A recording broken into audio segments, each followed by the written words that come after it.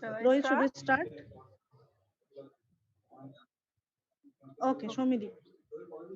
Learning another language is not only learning different words for the same things, but learning another way to think about things. Flora Lewis. Hello, everyone.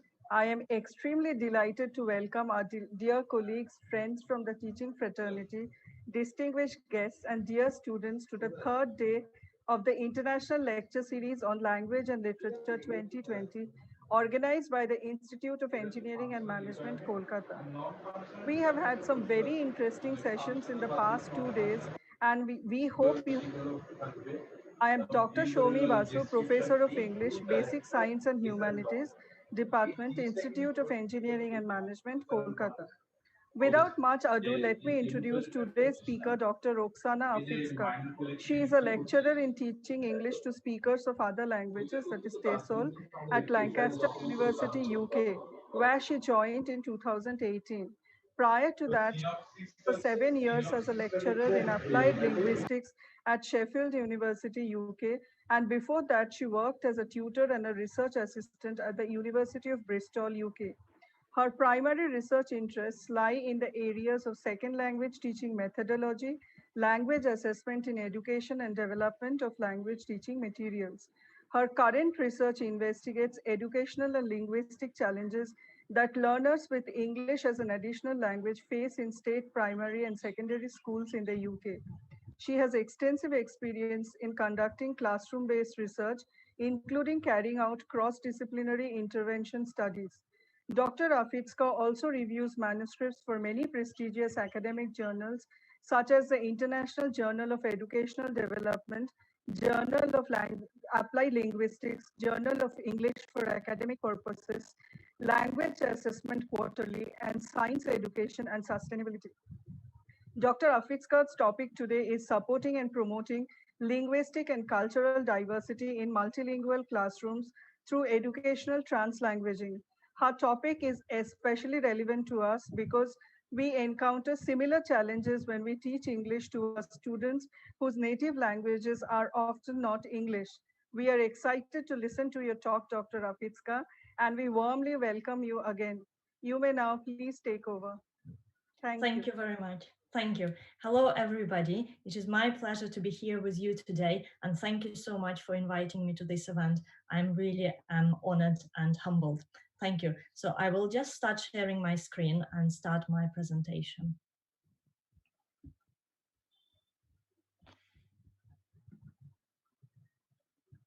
Okay, so let me just.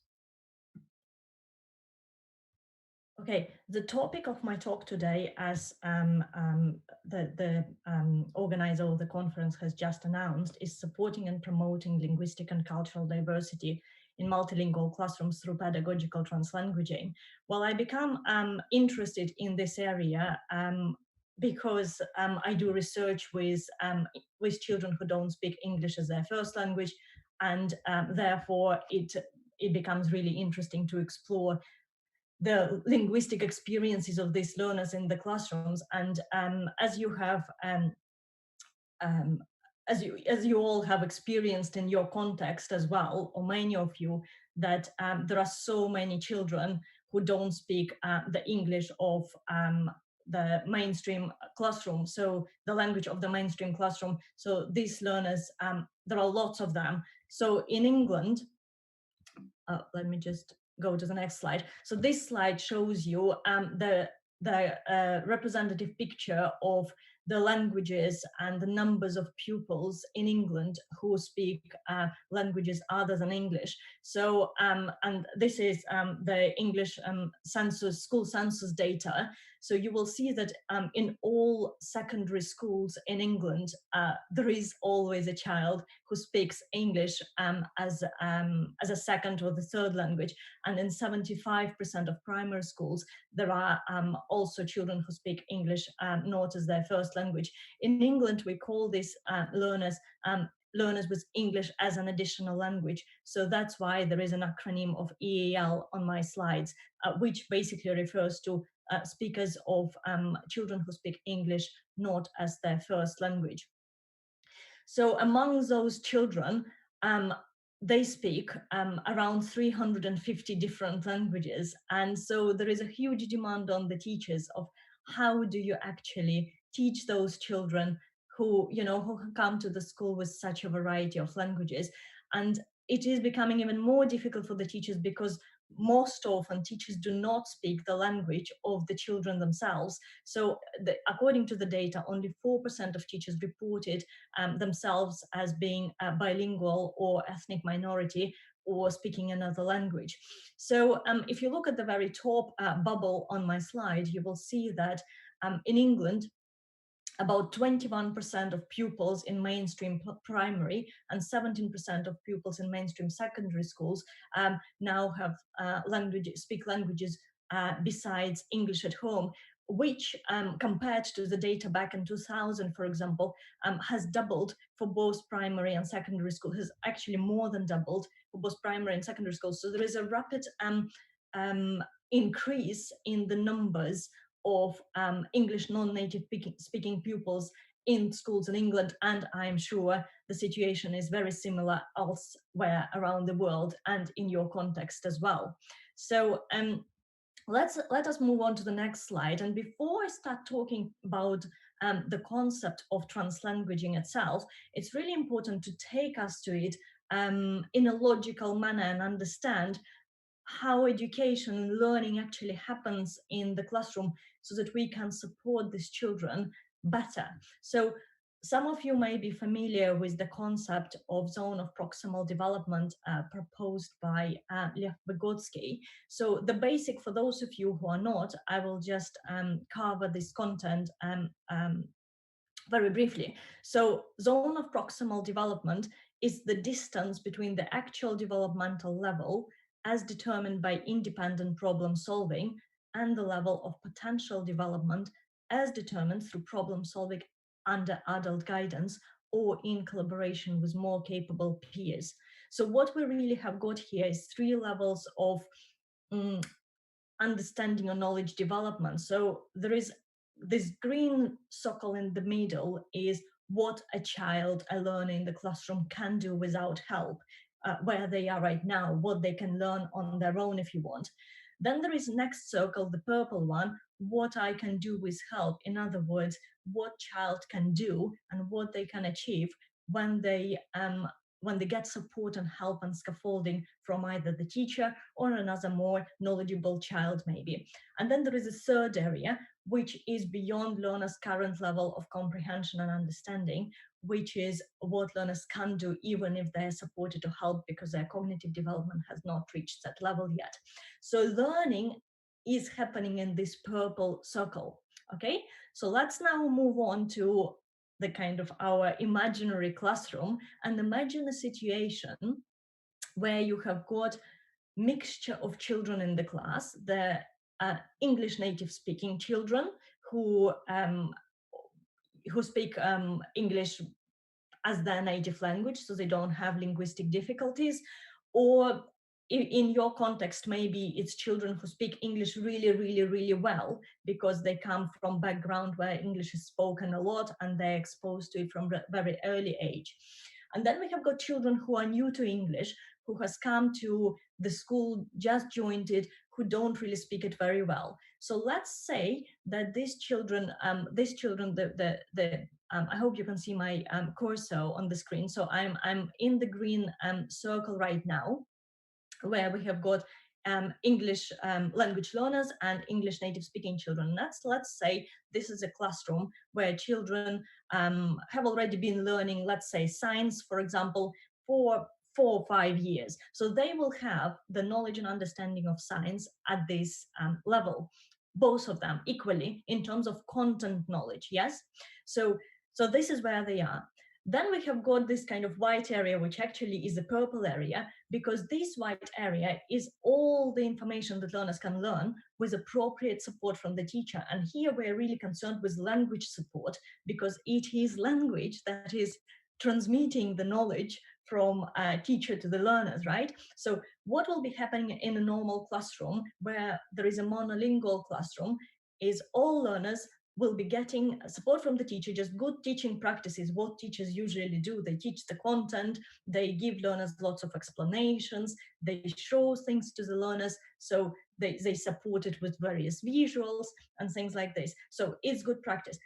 English native speaking learners would have benefited from it to full, to 100%, because they don't have the language difficulty. Whereas learners who learn English language, if they hear the instruction in the unfamiliar language, they will only pick up bits and pieces of this instruction. Therefore, they will only benefit a little bit. Therefore, this purple circle is just so small, because a lot of information that is being said by the teacher is not accessible to the learners because of the language. So we have then the second level of pedagogical practices, where teachers do recognize that they have got multilingual learners in their classroom, and they try to provide specific support, additional support to the learners through the medium of still English language, but to support non-English native speakers. So let's have a look at some of the examples of this. So teachers, for example, may use more visuals and more gestures to help learners understand what is being spoken about. They can use synonyms and repetition so that learners can hopefully catch up and understand what is being said. They can use glossaries and key terms to support learners' comprehension of the content that is being taught to them. And it's not only in the classroom. I know I kind of say in the classroom. If you work at the university level, exactly the same principles apply. So learners do need the key language repeated and actively shown to them so that they can comprehend the content of instruction better. So the next strategy is providing sentence starters or using speaking frames and modeling language samples. So what that means is teachers can give learners some examples of how to say things in the right way in the target language, or in my case is English language. Eliciting language from learners and encouraging longer utterances. So giving them space to speak, encouraging them to speak, practicing reciprocal reading and other language skills, where you actually go through the text with the learners and try to help them understand the meaning of the text. And the next strategy is mixing English language learners with native speaking or almost near native speaking learners during group work and peer work activities, because that allows learners to pick up the language and understand what is being spoken. You will see on the right-hand side of my slide the reference to the reading, where you can read more about these strategies for this slide and other slides as well. So coming back then to our zone of proximal development. So if teachers use these strategies, so using visuals, providing opportunities for group work with native speakers and so on, learners will benefit better because they can pick up more language and therefore can understand more content, but still not as good as English native speakers. So we move on then to the next level, where teachers say, right, okay, I recognize that in my classroom there are learners who speak multiple languages, and I need to acknowledge it more than just giving them support through the medium of English language. What kind of support I can give them? So that's when teachers start telling students, you can there is some of your home language that can be used in the classroom, but it is very teacher controlled. In a sense, the teacher decides what language and exactly gets to be translated. So for example, teachers may give learners bilingual dictionaries so learners can check the understanding of unfamiliar words, but only kind of on teacher's prompt. The teacher will say, well, go and pick up the bilingual dictionary and check these terms, but it's not that the dictionary is there at the learner's desk next to them all the time. So the second example of teachers' controlled use of learners' first language is translation from English to the first language of the key terms and definitions. So teachers will, in preparation to the lesson, translate the key vocabulary that learners will need, and it will be there in front of the learners for the lesson. The next strategy is grouping English language learners by their common first language, which is really fantastic because then learners can speak between themselves the language that they understand to support understanding and translation of those newcomers to the classroom who don't understand the language. So this is, and the very last one, the fourth strategy that teachers can use to support multilingual learners in the classrooms is to give them the freedom to use the languages with which they come to the classrooms in the ways that suits and fits them best. And that's when all the strategies being put together, non-native speakers of English language or non-native speakers of the national language that is used in the country can benefit to the same extent as native speakers of the national language, because they can rely, they can draw on the knowledge that they have. So this really takes us finally to the concept of translanguaging, so allowing the languages of the learners to be actively involved and engaged in the process of learning and teaching in the classroom. But let's go back for a second to the origins of the term translanguaging. So where did it originate from? So originally, the term translanguaging was used by Sam Williams, and it referred to the pedagogical practice which switches the language mode in bilingual classrooms. For example, reading is done in one language and writing in another. So you would have a reading activity, let's say in English, and then writing activity in the mainstream language or in the national language of the learners. Well, since then, the construct has changed, and the modern definition now, as provided by Garcia and Wei, is that translanguaging is a dynamic process whereby multilingual learners, language users, mediate complex social and cognitive activities through strategic employment of multiple semiotic resources to act, to know, and to be. This is a very broad definition of translanguaging, and this is not pedagogical translanguaging, it's just translanguaging in real life, what people do on their day-to-day basis. So they use various languages to mediate complex social and cognitive activities through strategic employment of multiple semiotic resources. Okay, so we are going to narrow it down further because we are interested in pedagogical translanguaging. We're interested in how translanguaging, how multiple use of languages can be used in the classroom. So that takes us to the definition of translanguaging in the classroom. So translanguaging in the classroom is a process by which students and teachers engage in complex discursive practices that include all the language practices of all students in class in order to develop new language practices. In other words, the target language, the language that learners are trying to acquire, and sustained old ones. In other words, the languages that learners bring with them, their native, their first languages, their minority languages, if you want, in the context of their national language, communicate and appropriate knowledge. In other words, the knowledge that they're trying to acquire through in the school curriculum. So the subject matter, the knowledge of science, the knowledge of mathematics, the knowledge of arts, music, so any subject area, and give voice to new socio-political realities by interrogating linguistic inequality. So this definition comes from Garcia and Wei. Okay, so you will see that what translanguaging in the classroom is emphasizing is that all languages get recognition, all languages get to be practiced, and all languages get to be used to support learning and teaching in the classroom. Okay, so someone will say, I think that some of you who are familiar with translanguaging a little bit, or with bilingualism, multilingualism, will say, okay, well, hold on, how about the other two terms, code switching and code mixing? So well, yes, you're right, they do exist. And so if we look at code mixing, for example, so code mixing is very different from translanguaging, because code mixing is the practice of combining elements from each language because the speaker doesn't know how to differentiate between them. Very young children, when they grow in multilingual environment, they do code mixing because they just substitute the words they don't know naturally with the words in one language with the words from another language. So they just mix the languages together without consciously kind of making a decision to use one or another. It just happens because both languages are still developing.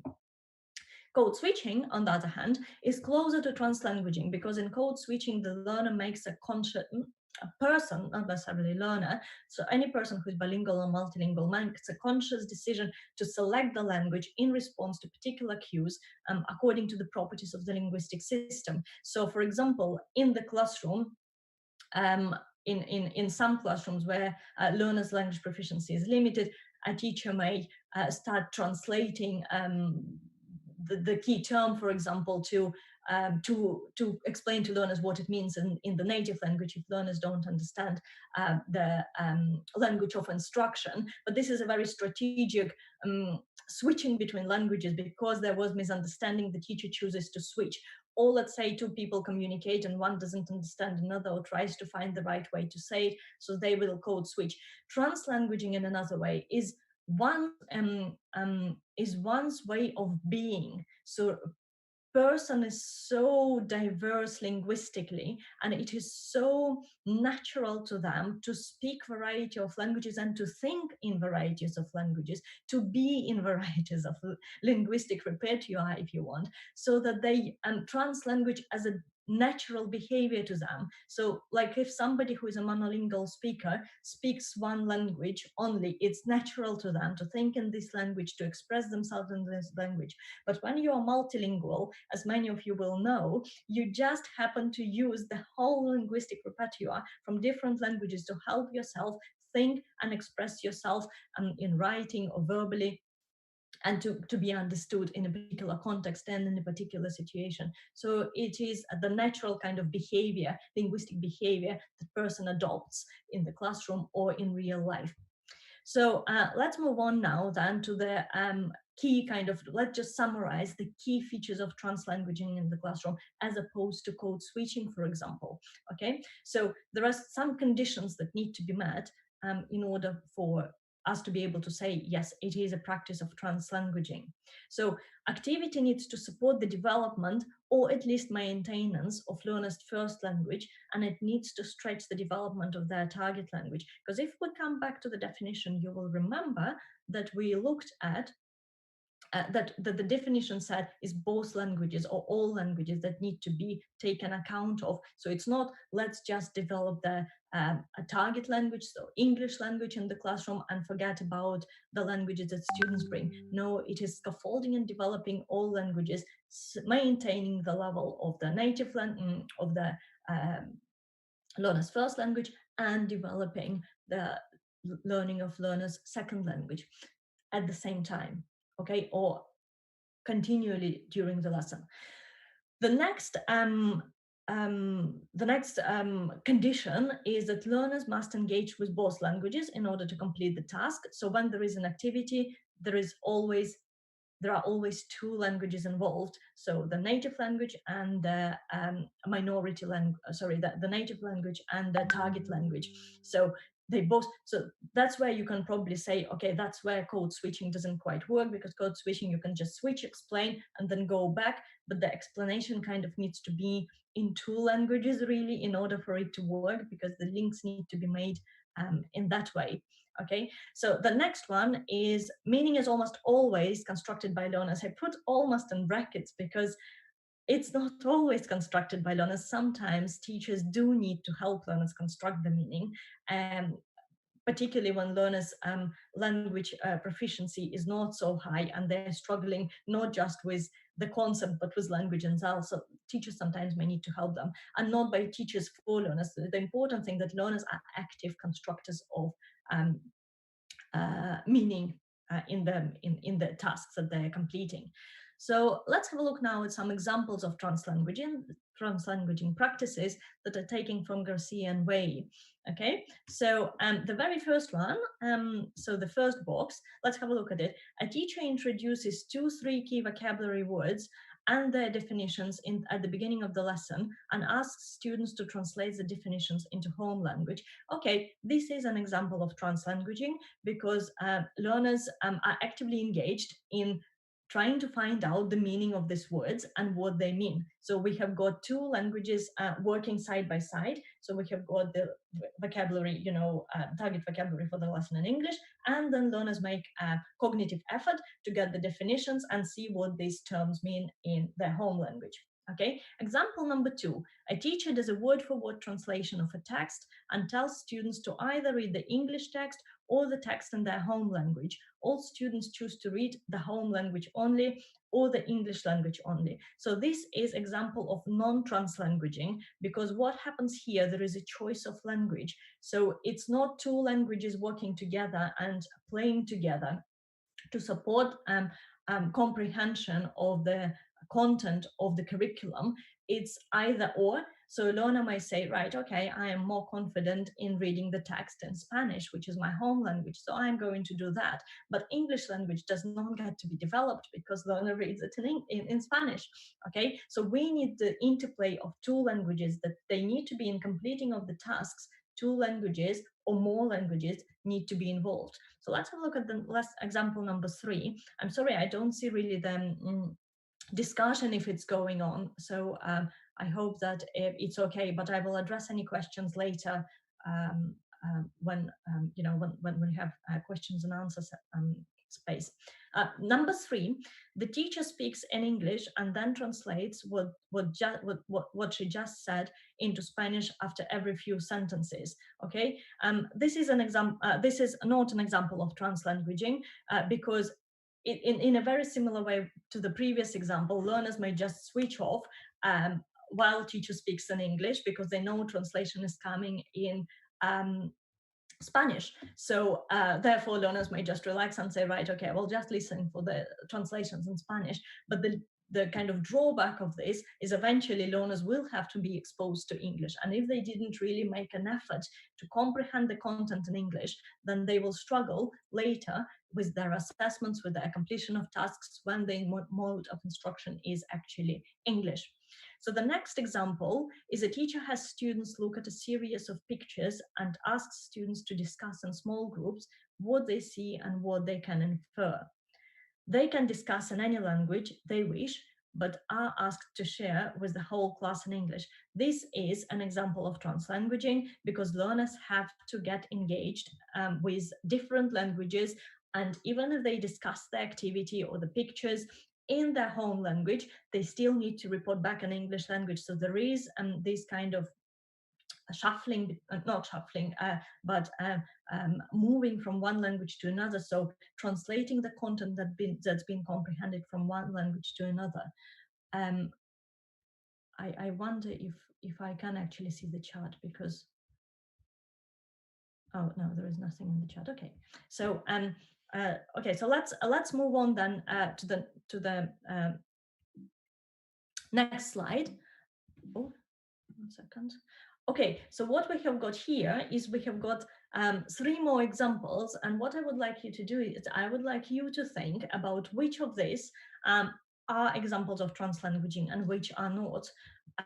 So I'll give you a minute to think about it, and then I will give you the answer. You can actually type it in chat if you want. So you can say 1 is translanguaging, for example, 2 is not. Please feel free to post in the chat.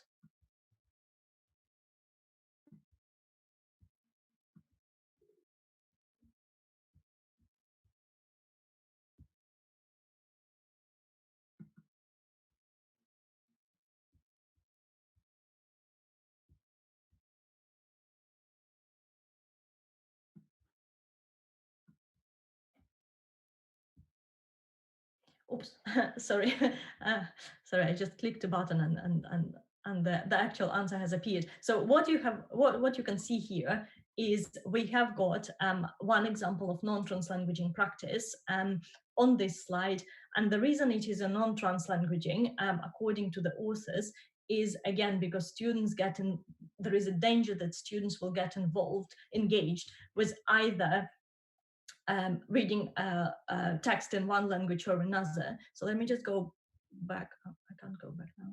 No. Okay. So, okay. Ma'am, some viewers are saying that number 1 is the example of translanguaging. Oh yeah. Why is that I'm seeing the chat? You know, when I click on chat, I can't see it. It would actually be helpful if I can see it. They are writing in YouTube. They are not present in the meeting. Okay. So well, obviously I can't see the YouTube. So thank you for telling me. So somebody said that first one was example of non-translanguaging. Is it right?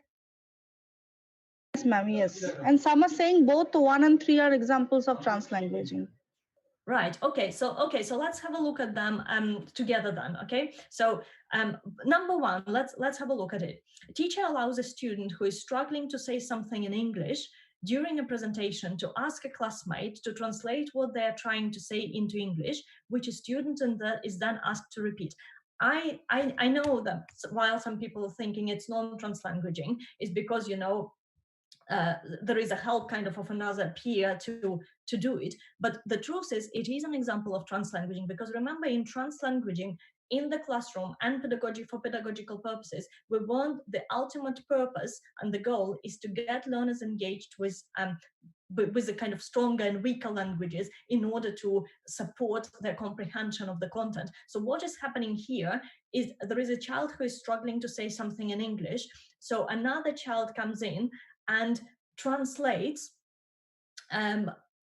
into English what the struggling child is trying to say. But then this is not where the teacher says, all right, okay, let's move on. No, what is happening here, the child who was struggling originally is now encouraged and gently prompted to actually repeat or to say what the other learner has said, so that the child gets an opportunity to verbally say what they were trying to say, and therefore hopefully, you know, get a little bit of practice with language and get a better cognitive engagement, active cognitive engagement with what is being said by their peer. Because if learners are not stretched to say things in the target language, they may just relax and never try. So if the learner says something in Spanish, another learner translates it into English, and learner one is asked to repeat the translation, at least they are engaging with how, you know, how words are pronounced. You know, maybe there was an individual phrase that they couldn't really say, so they would be really very happy to say it in English. If the teacher didn't prompt it, the child wouldn't naturally just go and translate it or repeat it. Sorry, not translate, but repeat the translation, because it's just kind of slightly unnatural behavior, isn't it? That's not what we do in real life. But for pedagogical purposes, with teacher prompt, the child then repeats the translation and therefore gets an opportunity to practice in a controlled and safe environment the correct use of the language, which was modeled by his peer. Okay, so let's have a look at number 3 now then, and come back to in a second. A teacher has students listen to a song in Spanish about the topic of the day, and then has them answer a series of questions about the song in English. This is very clear and straightforward example of translanguaging, because learners listen to the song in Spanish, then they discuss it, then they they engage into a series of questions about the song in English. So they clearly have to engage with both languages in order to answer and ask those questions, because there are two languages involved and you can't get away with just using one. So the third example was students were giving a reading that is chunked into paragraphs. The paragraphs were alternating between one in English and the one in the home language. So this is a not example of non-translanguaging according to Garcia and Way, because what they say is that learners can choose either or. What I can say here from my own perspective, it depends really whether it can be translanguaging or not. Yes, I agree with the authors that it can be example of non-trans languages if learners choose to read only the paragraphs that are presented in one language rather than another. But some children who are very willing to learn, who are very willing to get engaged, they actually can take advantage of this opportunity, of this situation, and actually look at both versions of the text. So there is a paragraph in Spanish and there is a paragraph in or in their home language and a paragraph in English. So the child can actually say, right, okay, I'm going to read it in English, but whenever they get stuck with the language, that they can go and check what a particular phrase or a particular clause or a particular vocabulary item mean in the other paragraph, which is given in learner's home language. So if learners actually shift between the paragraphs in order to support their comprehension of a weaker language and the content that is presented there, then this is fantastic. This is what should not be discouraged. This is what should be encouraged, because it lets learners to understand how languages work and how you express yourself in the target language if you don't know, because you have got language modeled for you there. So you have to be careful, you know, when you work with your learners, rejecting, you know, opportunities when there are two languages and the students have got a choice.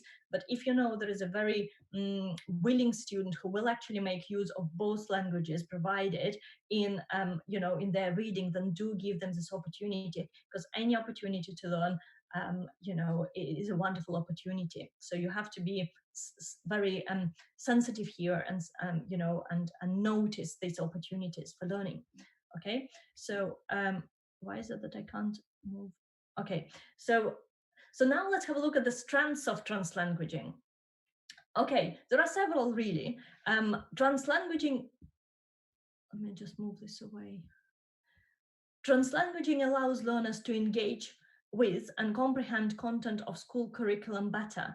So I'm going to draw here on an example of my colleague Jean Conte, who is EL specialist in England, who's done a lot of research with in primary and secondary schools in England, and who works in the University of Leeds. So she has collected this example from the child who actually speaks Punjabi. So we have got Samina, who is 8 years old, and she explains how she works out in her mainstream humorous lesson the correct answer to the teacher's questions. So that's what she says. We had to count in fives. So I did it in my head in Punjabi, then I said it out loud in English. 1, 2, 3, 4, 25.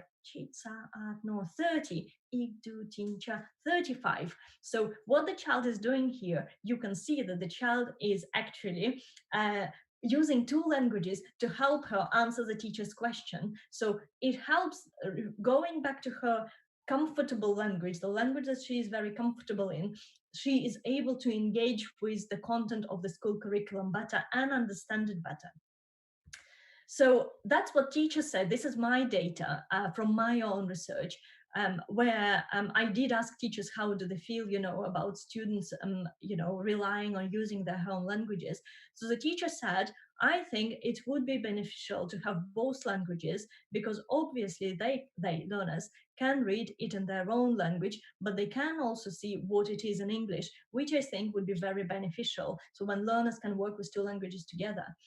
There is another example here. Sometimes giving it to children in their own language in English does make it a little bit easier, because if a child, let's say, is completely new to English, and then you say, where is the head?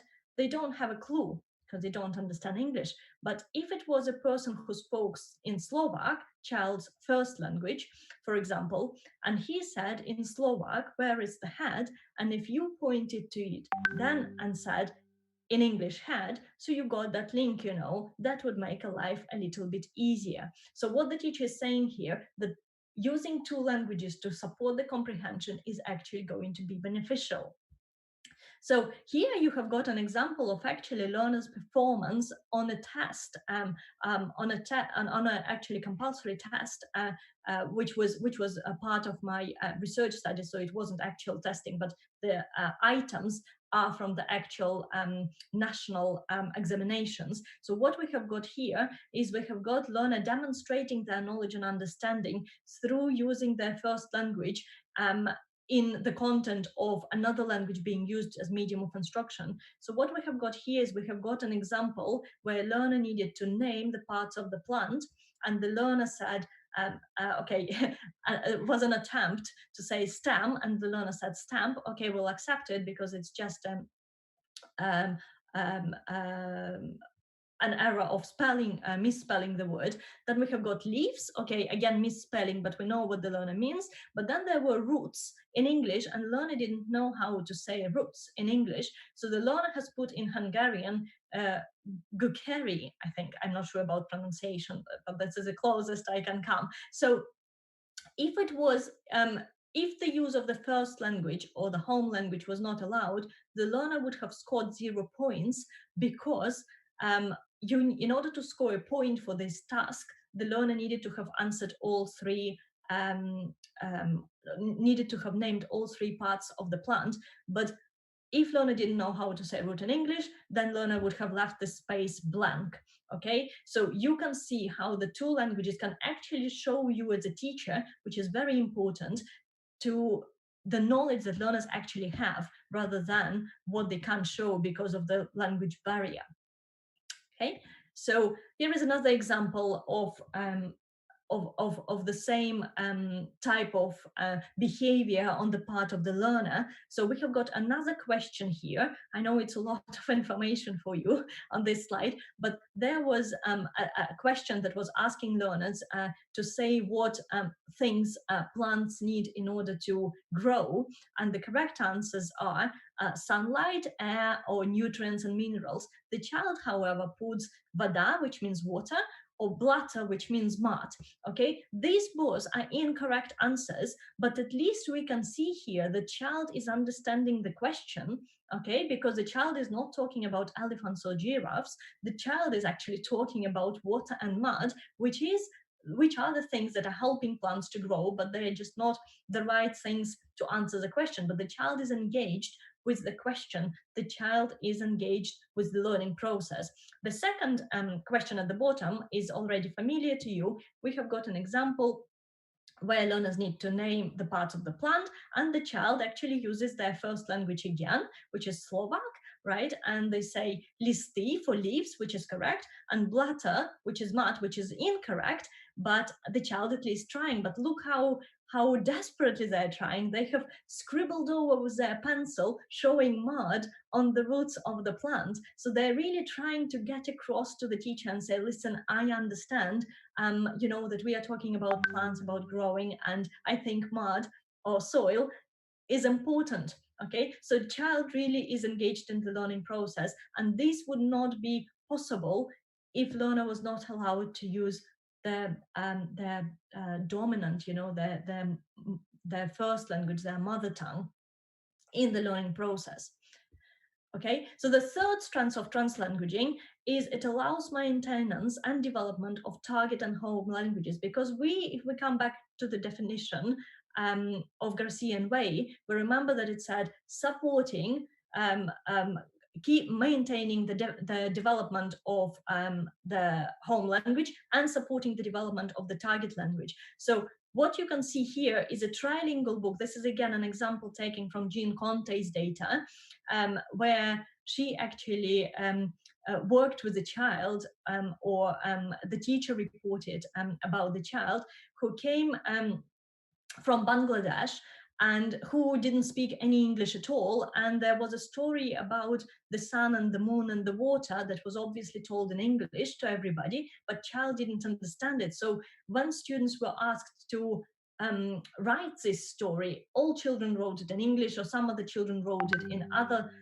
home languages, but they understood English as well. But this child couldn't write anything, so this child didn't produce any work. And then assumptions could be made that child is illiterate in their home language, that they don't really know anything. But these assumptions are wrong, because what this child, Mushtaq, right?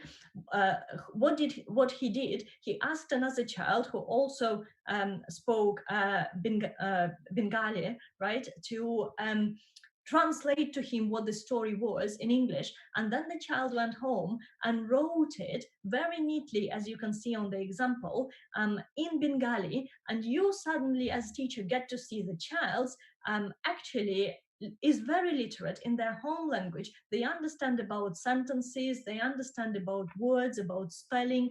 And look at this child's minor motor skills. They're very, very well developed. So there are lots of assumptions we can jump into without knowing how much child actually can do in their first languages. Giving them those spaces to work within the languages and between the languages in the way that is comfortable for them is very important, as you can see from this example. The next strength of translanguaging is that it equalizes social and educational power of target and minority languages in the classroom, and therefore it promotes cross-national equality, which is really important. We are all equal, all languages are equal, everybody is equal, and it is important to encourage and recognize and celebrate it in the classrooms, which is not, sometimes, unfortunately, is not done. So there are also barriers in the way, and there are lots of barriers in the way, on the way, with use of trans languages, particularly in multilingual classrooms with monolingual teachers. When teachers do not speak languages of the students, is really difficult to do translanguaging, but it is possible. Okay, so let's have a look at the first barrier. Learners are illiterate or poorly literate in their home languages, so they have to use target language to demonstrate their knowledge. So in other words, learner may not be able to express themselves in writing in their home language because they simply can't write in that language. So they don't have a choice but to write in English language. So good teachers can still see that knowledge is there if knowledge is there, even if English is poor. So it's important not to just reject students' work because the language in which they have written it is not exactly very accurate or very precise, so the wrong vocabulary is used because they're learning and they're trying to get their knowledge across. Try to look out for the learning that is there, so that learners can, can not get discouraged by you not seeing that they are understanding. So the next one is learners can lack the knowledge of subject-specific vocabulary in their home languages. Yes, this is another problem. So let's say a learner comes into the educational system um, at 11 years of age or 14 years of age. So they would have the understanding of the subject-specific vocabulary from their previous schooling. But when they move on to be educated in a different language, they get to they no longer learn the terms and the subject-specific terminology in their first language. So what is happening here? The learners start to develop. They can still speak in their home language, but when it comes to talking about science or mathematics or any other area of the school curricula, they no longer can put scientific words in there because the only knowledge of scientific words or any knowledge of subject-specific words are the words in English. So they don't have really a choice, if you want, but to code switch. And if you don't allow this, you don't allow them to express themselves in the way in which they can and feel comfortable. So this is another thing to remember. So there are some examples, we'll have to skip them because we don't have time. So the next barrier on the way is teachers lack the knowledge of learners' home languages. They can't effectively assess their performance and monitor their progress. So here are some examples from my data where you can see that learners were writing, were trying to use their home language to they were trying to use their home language to demonstrate their knowledge and understanding. So an example on this slide, an example on this slide, but this writing is actually incomprehensible. You actually, if you try to translate to, I was thinking, okay, let's not panic, let's just go to Google Translate and enter it into the Google translator and see, it should translate it. But because there are so many grammatical and spelling mistakes in these sentences, that to the person who doesn't speak the home language of the child, it is literally impossible to understand what child meant here. So that obviously becomes a problem. If child writes something that you can't comprehend, you can't translate, you can't assess, therefore you don't know how to support these children and where the gaps in their knowledge are. Having said that, if if you're a primary school teacher, you know how to read incomprehensible writing of students in the language because you kind of get used to the types of mistakes they make. So so if you are in that situation, then of course you probably can understand, but if not, then it is a real problem and a real difficulty. But having said that, this is in a situation of assessment setting when it is important for the teacher to understand what the learner is saying. Sometimes there are situations when it is not important really for the teacher or crucial to understand what learner has written in their first language. If learners are writing on their worksheet, kind of day-to-day classroom practice, as long as learner can read what they have written, and as long as it makes sense to the learner, as long as learner can then translate or explain, negotiate and communicate in one way or another what is being kind of the thinking that is happening in their head, then it is fine. Discouraging them from writing, whether it's literate, whether it's or illiterate, whether there are spelling mistakes or not, is really poor practice, because this is their way to express themselves, to express their knowledge and understanding to themselves in the first place, really, and it is important to give them that space. Okay, so the next barrier on the way is schools do not embrace and promote translanguaging pedagogy. Unfortunately, it is quite a common practice, well, at least it was a few years ago in England, when teachers had an impression or feeling that students need their first language at the very early stages of coming to school, and then when they pick up English, they don't really need the language. But this is don't no longer need to rely on their home language. This is not true, really, because if you are a bilingual or multilingual person, you use all languages. You don't just say, oh, right now I don't need the other language. It is the way that you think, it is the way that you speak, it is the way that you are.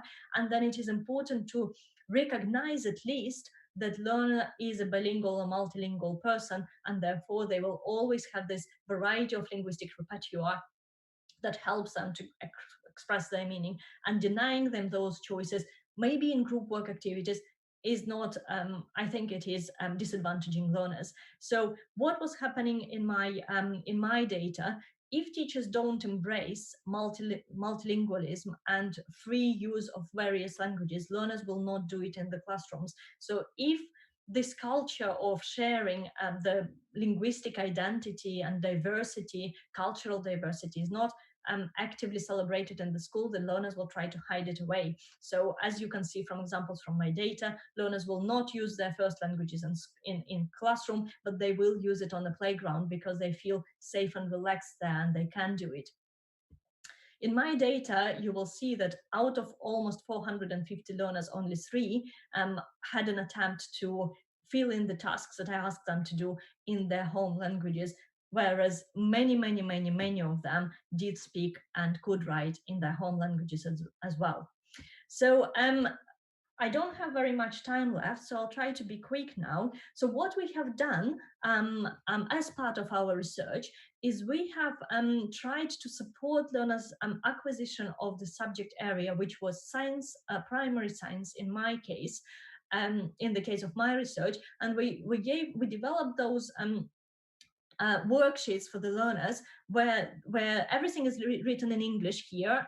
Obviously you can't see very well, but if you go to this website, which I hope you can see on the slide, you can actually see those booklets and download them. There is no charge at all. You can get them for free and you can use them with your learners, or if you work in primary school, or even if you work in secondary school and you want to support learners who don't speak English very well, who just came into your educational setting.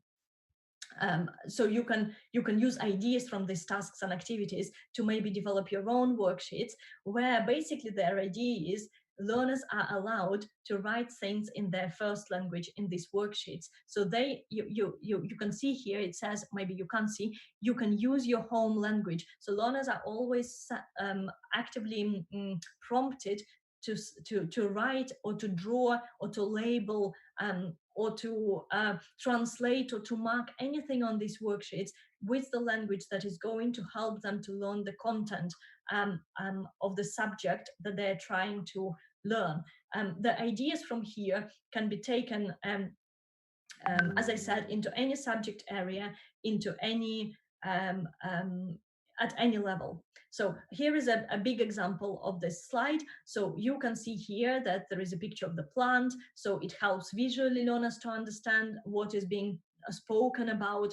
Then there are some spaces for the learners to write translation. Let's say you work with secondary school children who are literate in their home languages, so who understand some English but not all of it. They can make some notes to help them translanguage between English and their home language in order to develop them understanding and of the content of the curriculum. There are spaces for them to draw if they can't write, even if they copy the names of the plant, parts of the plant in English or in their home language they're learning. Every opportunity to learn is very valuable and important, and it's important to let learners do it in any way they can do and using any languages they can do. Also, there is another worksheet here which is very empty, which is really blank, because this is where you give learners a space to actually say anything that they know about a particular topic, and you also tell them you can say it in your first language, it's absolutely fine, say it in your home language, because the whole point of learning, a lot of learning is happening implicitly, a lot of learning is happening in people's heads. It's not always verbalized. So giving learners these opportunities to work within and between languages and to shuttle between them is really important, because it will help them to construct the knowledge and understanding. So to conclude really my talk today is, what is translanguaging in multilingual classrooms with monolingual teachers? Is it oasis or is it a mirage? Well, actually, it is possible if it's done strategically, if it's done properly in the right context. So you will see here that the extent of translanguaging will depend on many different variables. It will depend on whether you work with children in primary or secondary classroom. It will depend on the proficiency in the minority language that learner has, whether it is low, whether it is high. It also depends on the number of English language learners in your classroom and the number of languages that are being spoken in the classroom. And it also depends on how much school actually promotes use of multiple languages in the classroom. So if we look at the assessment, it's also an obstacle. So what is happening right now in England, all testing is done through the medium of English. What is happening in America is testing is allowed either in the medium of English or through the medium of the learner's home language. So for example, he or she can be given a choice, do a paper in English or do a paper in Spanish, but there is never an option of do a paper which actually has got both versions of languages and completed using translanguaging practices. Of course, it's time consuming, of course, resources are needed, but at the end of the day, we need to give learners best opportunities to learn and best opportunities to express their knowledge and understanding. So there are some slides I will show you, but I won't talk through them because we don't have time, but they're important because they give you good recommendations as to what to do and how exactly to encourage translanguaging in multilingual classrooms with monolingual teachers. And I'm emphasizing this here because the range of translanguaging practices is much, much wider. If you go to Garcia, you will see that, or Hassan or other scholars, you will see that there are many ways to use translanguaging when teacher and learners share the language and then share the the minority language. Then there are many more things that can be done. But if teachers do not share the language of students, then these are the practices that can be successfully still implemented in the classrooms. So in terms of reading and writing, what students can do, in terms of speaking and listening, what students can do. And here, this is what can be done when teacher is reading, when teacher is writing, speaking, and listening. So this is just for your attention. So this is the end of my presentation. Thank you very much for your attention. I'm just showing you here, if you want to read more about what I have spoken today about translanguaging, there is a paper that I have written in the European Journal of Applied Linguistics and TEFL. Then you can go to that journal and you can access the paper from there with more examples and more explanations and more interesting things. So I hope you have benefited from the session. Thank you very much for listening. It's been my pleasure talking to you. Thank you. So I'll stop sharing my screen now, okay?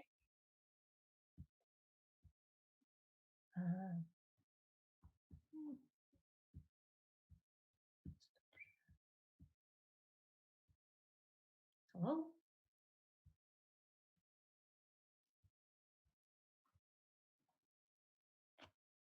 Sorry, I've got a fly on my background.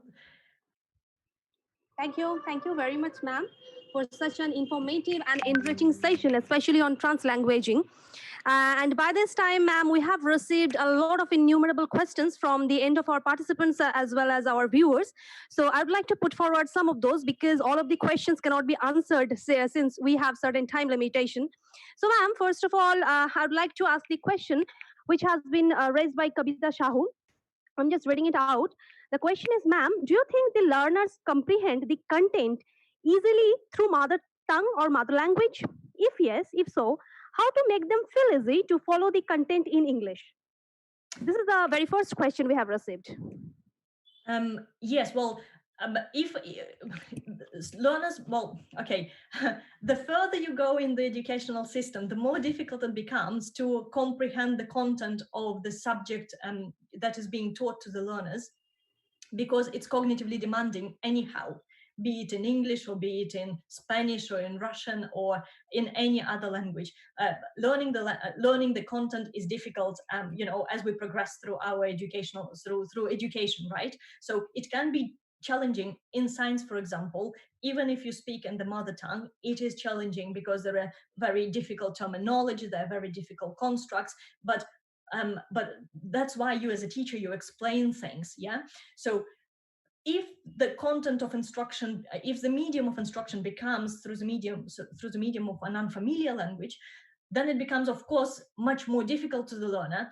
And the way to support them, if you have to teach through the medium of English, yeah, and if you see that learners are not comprehending what you're saying, I think it's really important to switch, if you want, yeah, to go back to the home language, to the language that learners understand, explain things in that language, but then always make link back to the English language, because at the end of the day, if learners are going to be sitting exams in English, they have to be able to understand and to write and express themselves in English. But use both languages while you're teaching. Sorry, this is really annoying fly on the background. I'm really sorry about that. So yeah, so shift and shuttle between the languages. If you say something in the mother tongue, learners understand, well, make sure they transmit the understanding into the English. Maybe they didn't understand a particular term, give them very explicit connection. This is what it means in English, this is how we say it in English, this is how it works, okay? So it's this mediation between the two languages that is going to help. But yes, it's a very good question. Thank you for asking. Yeah. Thank you for answering, ma'am. And the next question I'd like to ask is, this is somehow related to cultural issues. Ma'am, how to teach cultural issues related to both languages? I mean, the first language they use their mother tongue and the English as well, without bringing in any kind of superiority in comparison. Yes, well, I think that it's about how what we are kind of considering as culture. You know, in educational background, there is educational culture. Students are educated in a particular way, in a particular context, in a particular country. There are certain expectations of the behavior, how children behave, how teachers behave, what is the dynamic between the responsibilities and roles. So I think realizing and recognizing it is really important. So it's not only just languages really that is important in the classroom. If you have got a child who comes from a very teacher dominant background, you know, like from a country where a teacher kind of holds the floor all the time and children are very receptive, very kind of passive participants, demanding this child to suddenly be very active and inquisitive and asking questions and participating in group work can be really challenging from them on the level of, you know, not only on linguistic level, but also on the level, how do I participate in the class according to the norms of this new educational system. So being sensitive to that is also very important. Yeah, gradually introducing child into the new system and acknowledging, you know, what they're used to, because education is about learning in comfortable and relaxed atmosphere. If you're stressed and tense, you're not going to learn the language and you're not going to learn the content. So it's just being sensitive to the culture, educational culture, just the culture of the child as a human being, as a representative of their country, and sensitive to the languages that they bring with them as well. Thank you. Such an elaborate answer, ma'am. Thank you. And the next question I'm going to tell you is, ma'am, how to incorporate translanguaging strategies in a classroom where different scholars come from different language backgrounds, and there are also time constraints. So how to incorporate translanguaging? Yeah, well, these are exactly those 3 slides that I showed you. That's exactly, you know, that I put them there. Sorry, we didn't have time to go through them, but those are recommendations. There are ways to support these people, you know, scholars, as you say, or students, you know. the most important, I think, the most kind of important thing to recognize, give them space to do what they can do and what they want to do with their language. Of course, if you have got 15 people speaking 15 different languages in the class, you can't put them together and say, discuss it in your languages, because they simply won't, because they don't share the same languages. But giving them the space to use their home languages for their own cognitive activity and engagement. Let's say they want to write something, you give them a task to write something and say, okay, when you write your first draft, write it in English and write it in your first language, bits and pieces. Use the languages as it works for you, use it as it helps for you. Then later you can work with this draft and then write it all in English, because you have got something, because ideas are already there. It's really difficult to do both, to do the thinking and to do the language. So if you can express the idea and in your home language, then it's already there. So the only thing that you now need to do is to translate this idea into English. Okay, so they're kind of doing it, giving them that space to do it.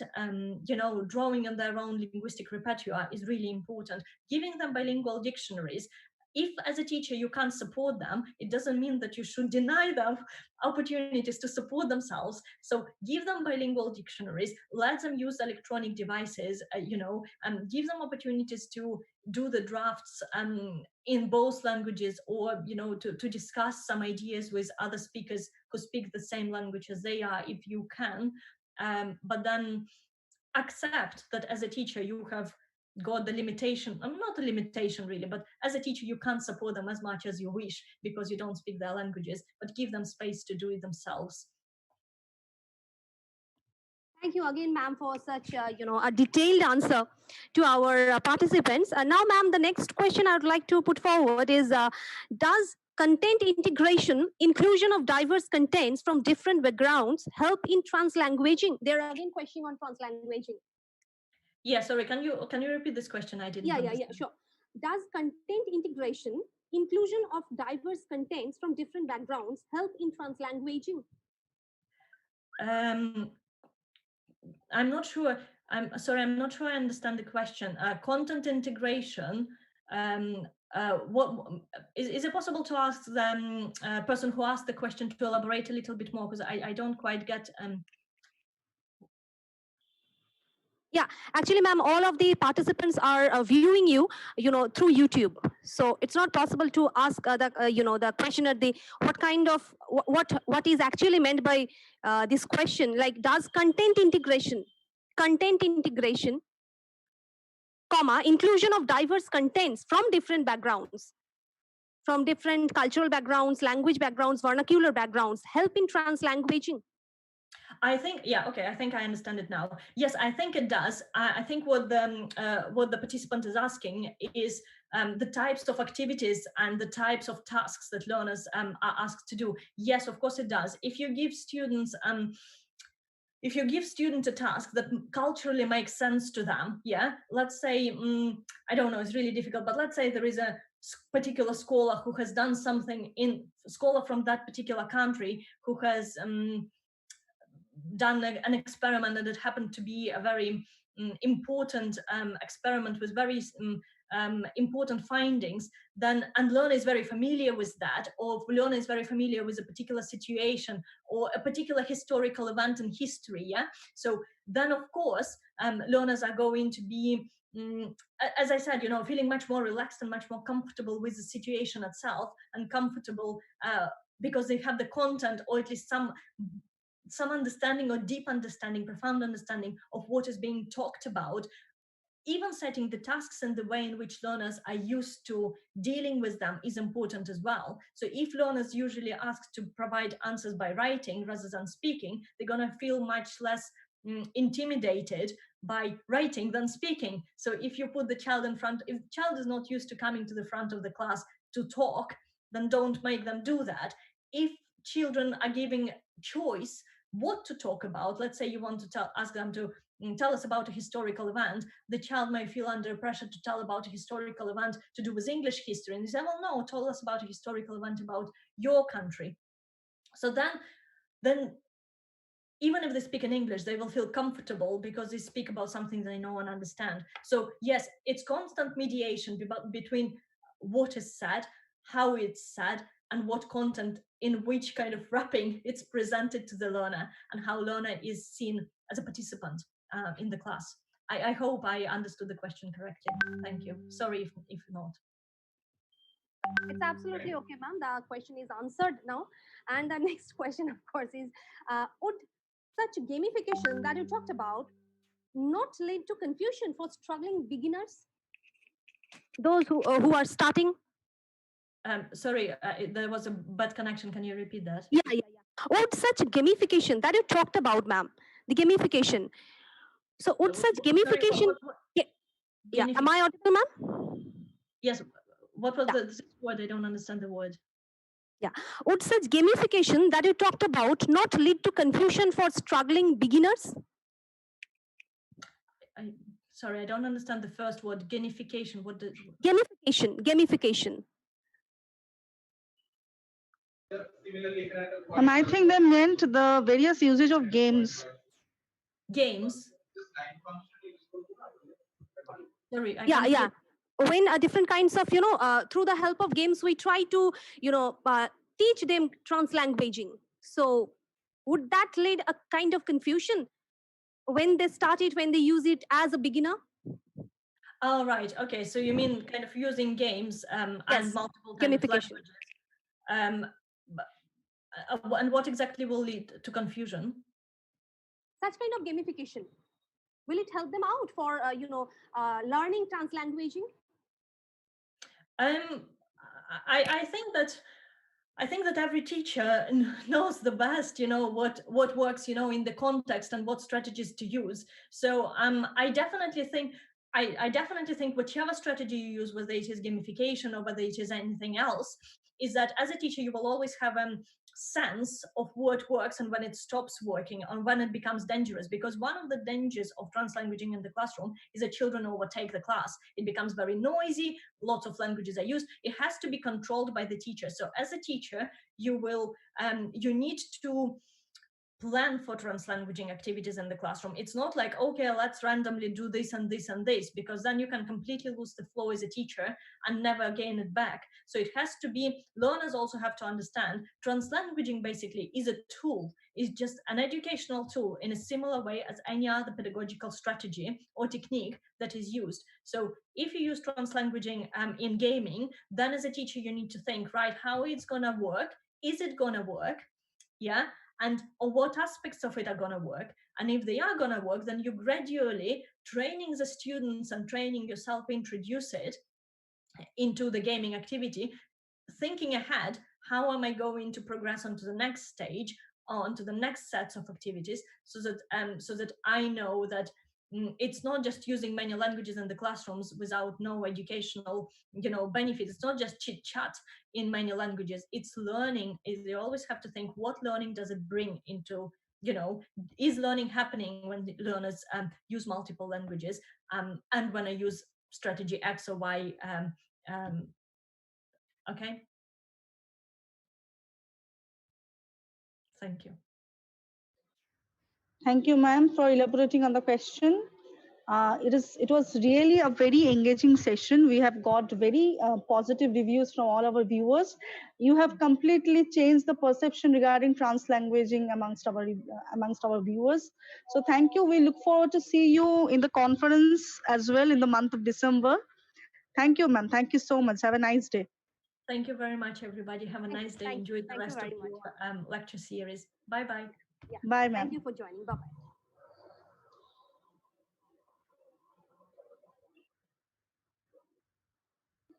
So thus we come to the end of the day 3 of international lecture series on language and literature. We would like to extend our thanks to all the viewers who have been very consistent in seeing all the lectures and giving their reviews. So we look forward to meeting all of you tomorrow as well. Tomorrow we have Dr. Gillian Dule with us. She will be talking on the music and narrative used by Jane Austen Coetzee and Murdoch. So stay tuned with all of us for tomorrow. Have a nice day. Thank you.